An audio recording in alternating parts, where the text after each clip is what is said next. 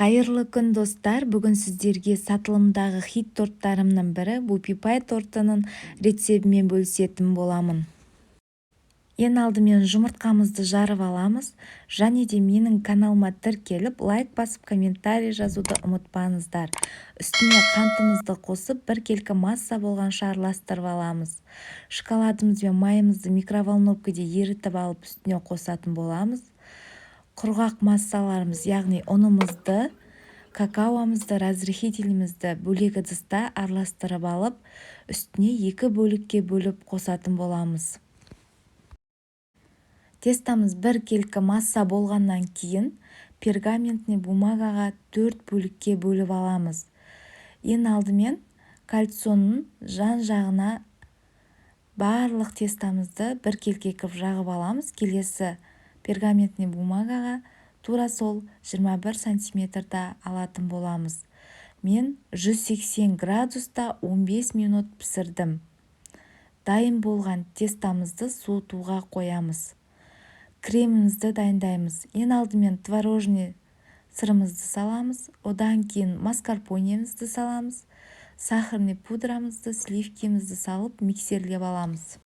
Біздің креміміз өте қатты, плотный крем болып шығатын болады. Бупи Пайдың насадкасын салып, осылай қысамыз және астыға қарай тартатын боламыз. Қысамыз, тартамыз, қысамыз, тартамыз.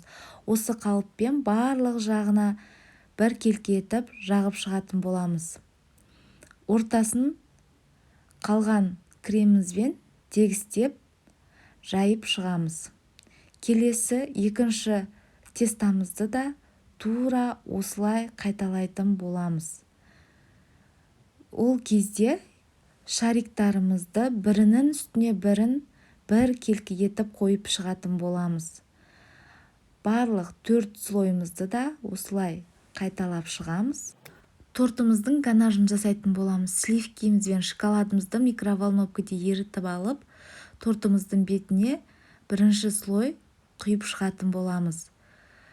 Қайтадан шоколадымыздың қалғанын екінші слой тағы да құятын боламыз. Жан-жақтарын барлығына шоколадымызды жеткізіп құятын боламыз. Оформлениесін жасаймыз. Оформление жағы өздеріңіздің қалауларыңызда. Тортымыз дайын болды, жасап көріңіздер.